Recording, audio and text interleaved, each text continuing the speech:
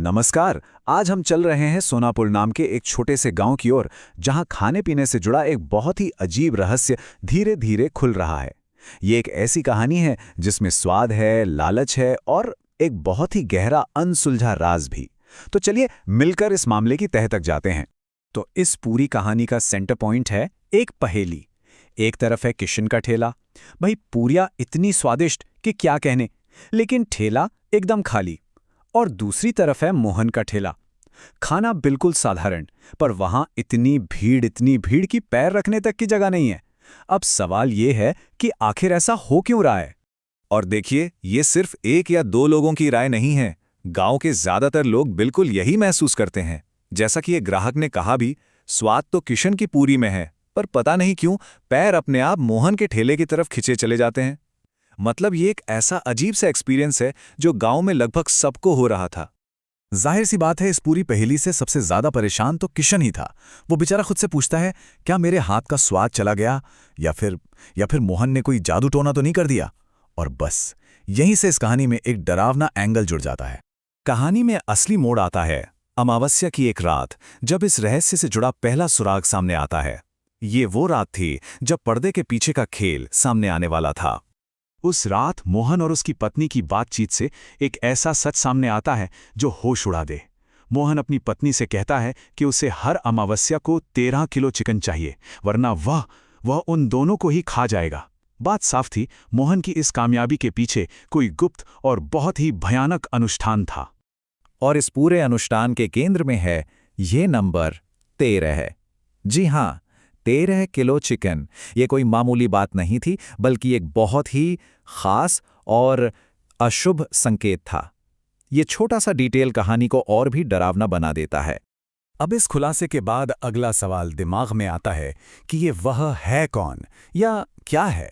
आखिर वो कौन सी ताकत है जिसे हर अमावस्या को 13 किलो चिकन चाहिए और जो बदले में मोहन को ये कामयाबी दे रही है। रहस्य अब और गहरा हो चुका था। और अब कहानी में एंट्री होती है शहर से आए एक कपल राकेश और नेहा की। वो गांव के लिए बाहर ही थे और इस रहस्य को एक बिल्कुल नई फ्रेश नज़र से देखने वाले थे। वो हमारे अनजाने जासूस बनने वाले थे। तो भाई, पहले तो राकेश और नेहा किशन की स्वादिष्ट पूरी खाते हैं और उसकी जादू टोने वाली बातों को अंधविश्वास कहकर उड़ा देते हैं। उन्हें लगता है कि ये सब मेहनत और स्वाद का खेल है और कुछ नहीं। लेकिन अगले ही दिन वो उस अजीब खिंचाव को खुद महसूस करते हैं। कल तो पक्का तय किया था कि किशन के यहाँ खाना खाएंगे, पर आज उनके पैर न जाने कैसे अपने आप मोहन के भीड़ वाले ठेले की तरफ बढ़ गए। अब वो शक करने वालों से यकीन करने वाले बन चुके थे। ये सिर्फ स्वाद का मामला नहीं था, ये कुछ और ही था। जब वो इस बारे में गांव के मुखिया से बात करते हैं, तो वो भी उनकी चिंताओं को ये कहकर टाल देता है कि अरे, ये तो बस मोहन के हाथ का कमाल है। मतलब जो ऑफिशियल कहानी थी वो उनके अनुभव से बिल्कुल मेल नहीं खा रही थी। इससे साफ था कि या तो लोग इस राज से अनजान थे या फिर जानबूझकर इसे छिपा रहे थे। बस अब मामला आगे बढ़ चुका था। राकेश, नेहा और बेचारा किशन तीनों ने मिलकर फैसला किया कि वो मोहन का पीछा करेंगे और सच का पता लगाकर ही रहेंगे। उनका ये रास्ता उन्हें एक अंधेरे जंगल की ओर ले गया। जंगल में उन्हें एक के बाद एक सुराग मिलने लगे। पके हुए चिकन की एक अजीब सी महक, मोहन के पैरों के निशान जो एक पुरानी अंधेरी गुफा की तरफ जा रहे थे, और गुफा के अंदर से आती मंत्र पढ़ने की एक धीमी सी आवाज। हर कदम के साथ सस्पेंस बढ़ता जा रहा था। गुफा के मुंह पर पहुंचकर नेहा का दिल दहल जाता है। वो कहती है, मुझे डर लग रहा है, चलो वापस चलते हैं। लेकिन राकेश जानता था कि वो सच के बहुत बहुत करीब हैं। वो कहता है, नहीं, अब हम पीछे नहीं हट सकते। ये डर और हिम्मत के बीच का एक फैसलाकुन पल था। और जैसे ही उन्होंने गुफा के अंदर कदम रखा, वो मंत्रों की आवाज और भी तेज हो गई। वो रहस्य के बिल्कुल सेंटर में घुस रहे थे, उस जगह पर जहां मोहन की कामयाबी का राज दफन था। और फिर अचानक सब कुछ शांत हो गया।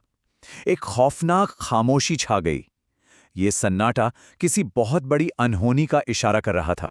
उस रात के बाद किशन, राकेश और नेहा को फिर कभी किसी ने नहीं देखा। वो तीनों उसी गुफा में हमेशा के लिए गायब हो गए। तो उस रात के बाद आखिर हुआ क्या? उन तीनों के गायब हो जाने के बाद सोनापुर में क्या बदला? चलिए देखते हैं। अगली सुबह मोहन हमेशा की तरह अपने ठेले पर था। उसके चेहरे पर एक मुस्कान थी। वो पूरियां तल रहा था और उसका धंधा धंधा बिल्कुल नॉर्मल चल रहा था, जैसे जैसे कुछ हुआ ही ना हो। उसका ये नॉर्मल बर्ताव ही सबसे ज्यादा डरावना था। ये बता रहा था कि उसका राज अब पूरी तरह से महफूज था। और इस तरह एक लालची पूरी वाले की ये कहानी यहीं खत्म हो जाती है, लेकिन अपने पीछे एक सवाल छोड़ जाती है। तो क्या मोहन का राज हमेशा के लिए एक राज ही रह गया? ये एक ऐसा सवाल है जिसका जवाब शायद अब कभी नहीं मिलेगा, और जो हमेशा सोनापुर के अंधेरे में गूंजता रहेगा।